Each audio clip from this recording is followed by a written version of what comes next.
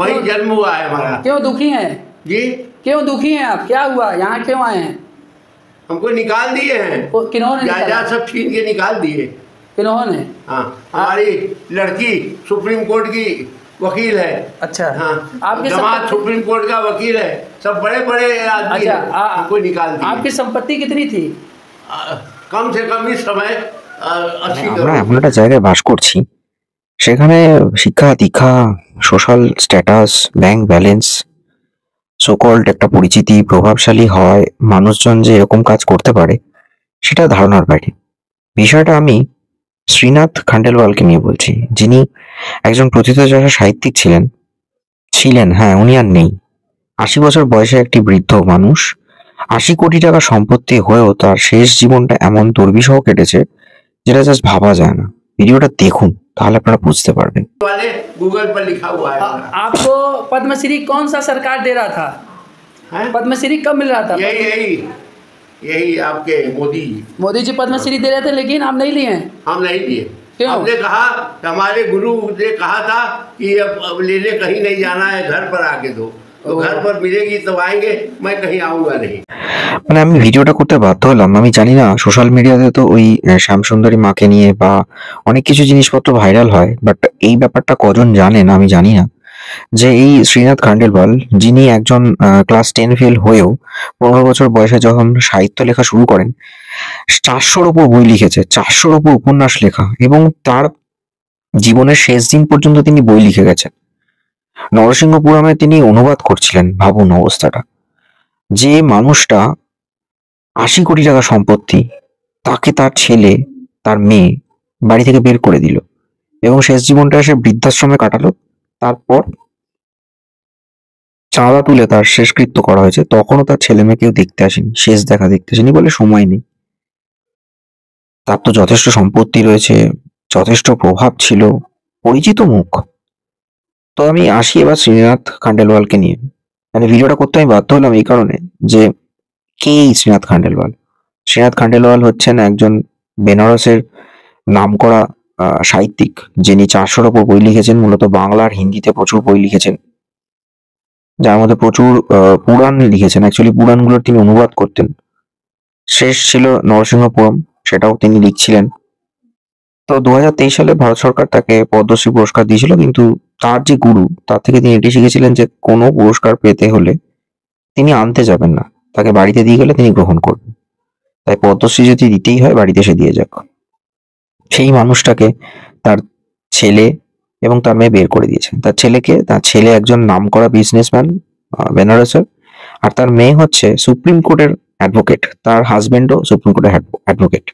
তাহলে তারা তো সুপ্রিম কোর্টে অ্যাডভোকেট মানে প্র্যাকটিস করছে, মানে বুঝতে পারছেন তাদের কতটা ক্ষমতা, কত বড় বড় কেস ডিল করে, কত বড় বড় ক্লায়েন্টদের সাথে যোগাযোগ। তারা কিনা তার বাবার দেখভাল করতে পারলো না, সম্পত্তি গ্রহণ করে বা ছিনিয়ে নিয়ে তাকে বের করে দিল বাড়ি থেকে। তারপর সেই লোকটা কি করলো, রাস্তায় পড়েছিল। তখন অরুণ কবির বলে একজন মানুষ, সমাজসেবী, তাকে দেখতে পায় যে এরকম রাস্তায় পড়ে আছে। তখন বলে যে আমি একজন সাহিত্যিক। তখন তাকে রাস্তা থেকে তুলে এনে একটা বৃদ্ধাশ্রমে রাখে। তা সেখানেই তিনি ছিলেন, সেখানেই অনেক বই লিখেছেন। এরপর যখন 25শে ডিসেম্বরে তার শরীর খারাপ হয় 2024-এ, তখন হসপিটালে ভর্তি করা হয়েছিল। হসপিটালে ভর্তি থাকার সময় তার শরীর খারাপ হতে থাকে এবং 30শে ডিসেম্বর তিনি মারা যান।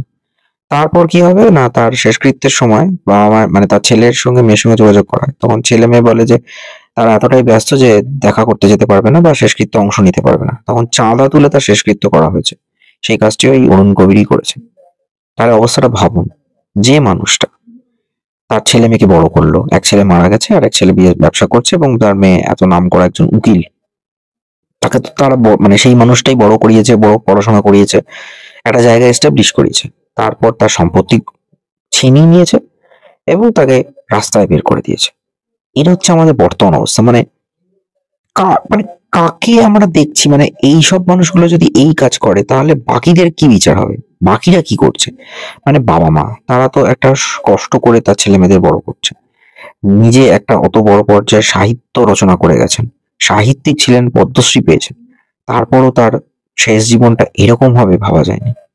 যে ছেলে মেয়েরা তার বাবা মাকে এইভাবে বের করে দিয়েছে, তাও তো একটা সময় বয়স হবে, তাদের জন্য কি ভবিষ্যৎ অপেক্ষা করে আছে ঈশ্বর জানে। মানুষের মনুষ্যত্ব বোধটাই বোধহয় চলে যাচ্ছে, যে যাদের মাধ্যমে পৃথিবীতে আসা তাদেরকেই সে দেখভাল না করে রাস্তায় বের করে দিচ্ছে। ব্যস্ততার নাম করে তাদের শেষ দেখাটুকু, শেষ কাজটুকু করতে যাচ্ছে না। তাহলে বলে না যে বাপ কেউ ছাড়ে না, কর্মফল তো ভোগ করতেই হবে। তো জানি না যে এদের কি অবস্থা হবে। শ্রীনাথ খান্ডেলওয়াল অত্যন্ত একজন সাধারণ মানুষ, মানে খুবই সাদামাটা মানুষ, সাদামাটা জীবনযাপন। তারই শেষ ভিডিওটা দেখার পর মানে জাস্ট আমি অবাক হয়ে গেলাম।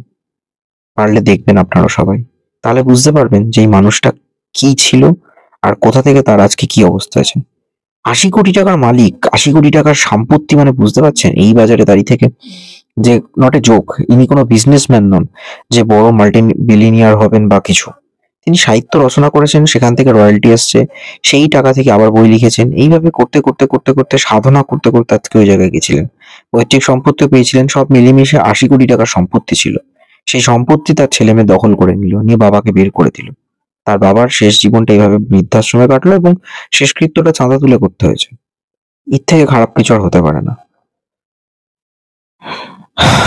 Stay tune on Bong stories. ভিডিওটা কেমন লাগলো অবশ্যই জানাবেন। চ্যানেলের বাকি ভিডিওগুলো দেখুন, শেয়ার করুন, দেখতে থাকুন। সোশ্যাল ইস্যু জানেন তো বড্ড বেশি, মানে সমাজে এই রিলস ভাইরালস, এখানে ঘুরতে যাচ্ছে, ওখানে ওই লাইভ স্ট্যাটাস, এসবের মাঝেও না অনেক কিছু রয়েছে এই সমাজে, যেগুলো কোথাও গিয়ে জানেন তো একটা দাগ দেয়, কোথাও খচখচানি হয় যে আমরা কোথায় বাস করছি। মানে সত্যি আমরা যে জগতে রয়েছি সেটা কি, মানে কোথায় রয়েছি আমরা, কোথায় রয়েছি জানা নেই আমার। মানে 2025 পড়ে গেল, স্মার্টফোনের যুগেও মানুষ এইভাবে আচরণ করতে পারে তার বাবা মায়ের সাথে, নেওয়া যায় না। দেখতে থাকুন চ্যানেলের বাকি ভিডিওগুলো।